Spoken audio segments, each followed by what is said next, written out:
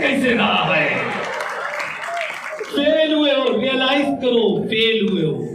पूरे साल आपको ताने माने जाते हैं। आपको पता है 5-6 महीने बाद, आप भी नहीं बता रहा हूं, प्रैक्टिकल एक्सपीरियंस, 5-6 महीने बाद जब माहौल ठीक हो चुका होता है ना, तो एक दूर के गांव के चाचा जी आ जाते हैं। भाई साहब कसम से बता रहा हूं, अमरीश पुरी की तरह। जैसे वो आते हैं और सीधे पूछते हैं, हाँ बेटा क्या कर रहा? फेल हुए 8वीं में, फिर से याद आ गया सर। तो इस मॉडल को बोलते हैं खुशी के दिन होते हैं 4, दुख के होते हैं 4000।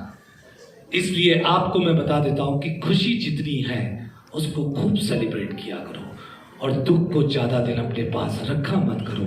और उसका एक रीजन है कि खुशी अगर राई जैसी है, राई समझते हो आप लोग? कि खुशी अगर राई जैसी है तो उसको पहाड़ बना दो, और गम अगर पहाड़ जैसा है तो उसको राई बना दो। ये एक बहुत बड़ी आर्ट है, बहुत बड़ी आर्ट है। और मुझे इसलिए लगता है, मैं क्यों कह रहा हूं कि ज्यादातर लोग, आसपास के जो लोग हैं, ये सब आपको निगेटिविटी, आप बिलीव नहीं करोगे, पूरी सोसाइटी, आसपास के सब लोग तैयार बैठे हैं आपको दुखी करने के लिए। उन सब के बीच में आपको एक पावरफुल पॉजिटिव पर्सनालिटी अपने आप को बनानी है। मुश्किल है, बहुत मुश्किल काम है, पर एक चीज तो आज आप विश्वास कर ही लो कि आसान काम करने के लिए पैदा भी नहीं हुआ है कि नहीं? कुछ ना कुछ मुश्किल काम करके दिखाएंगे। और मैं क्यों बता रहा हूं ये चीजें, क्योंकि जब मैंने देखा है कि ज्यादातर लोग जब दुखी होते हैं तो प्रमोट करते हैं। जैसे मैं नोएडा में रहता था, होंडा में जब जॉब करते थे, तो हम लोग 4 लड़के एक 3 BHK फ्लैट पे रहते थे। तो हमने एक कमरे का नाम रख दिया था कोप भवन, क्योंकि भाई देखो ऑब्वियस सी बात है, जहां पे 4 लड़के रह रहे होंगे वहां कभी ना कभी किसी ना किसी का तो ब्रेकअप होता रहता था, और जहां किसी का ब्रेकअप हुआ उसको हम लोग कोप भवन भेज देते थे।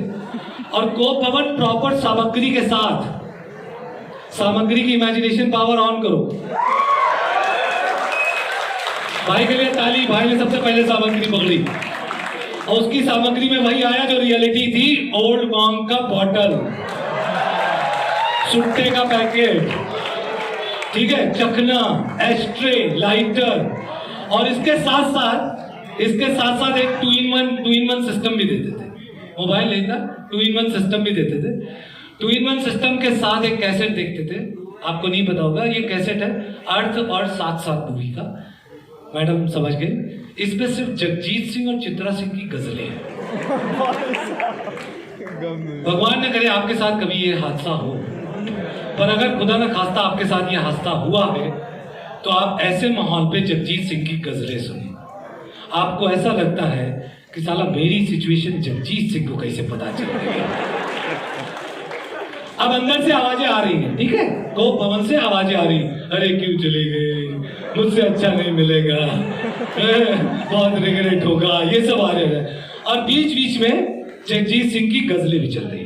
गजल की आवाज कैसे आ रही है? ऐसे, हम जिसे गुनगुना नहीं सकते, वक्त ने ऐसा गीत क्यों गाया। Thank you. ये गाने की जो लाइन है, ये जगजीत सिंह के गाने की लाइन है, मुझे बड़ा पसंद थी। मैं जब कॉलेज के 3rd ईयर बीटेक में था, तो मैंने ये गाना पहली बार सुना, तो इसके 2 अंतरे तो मुझे समझ में आ गए, तीसरा नहीं समझ में आया, ये वाला कि हम जिसे गुनगुना नहीं सकते, वक्त ने ऐसा गीत क्यों गाया। बड़ा गहराई वाली बात थी। मैं घर गया, पिताजी से पूछा मैंने, पिताजी इसका क्या मतलब होता है कि हम जिसे गुनगुना नहीं सकते, वक्त ऐसा गीत क्यों। पीछे से भैया है, पीछे से टैपड़ मारा, कानपुर स्टाइल में कंटा बड़ा, कहते पढ़ाई पे ध्यान दो। नहीं, कुछ दिन बाद गाना गाते आ रहे होगे, पहला नशा पहला कुमार, कहते पढ़ाई पे ध्यान दो। अब क्या होता था, कोप भवन से उसको बाहर आते थे, कोई भी काम, ऑफिस जाना है, नहीं दोस्त बीमार है, ब्रेकअप हुआ है, मेंटली डिस्टर्ब है, 2 दिन तक 3 दिन तक उसको बार बार वो कहता था बाहर बैठे, नहीं बेटा तू अंदर जा, तू अंदर जा। उसको खूब रुलाते थे, खूब दुखी कराते थे, अंदर से खूब रोने की आवाजें आती थी। 4-5 दिन बाद जब रो रो के वो परेशान हो जाता है, तब बाहर आता है, हाँ भैया रो लिए। भाई साहब देवदास बन चुका था, कबीर सिंह, दाढ़ी वाड़ी बड़ी हुई, कहते रो लिए, हाँ रो लिए। ध्यान से कलेक्ट करना, उसकी दाढ़ी वाड़ी बनवाई जाती थी, कपड़े वपड़े पहनाए जाते थे, और बोलते थे चल अट्टा मार्केट चलते हैं, नई प्रॉब्लम ढूंढते हैं। Life is all about moving on, moving on, and moving on. Do not get cracked or trapped in one situation at any moment of life.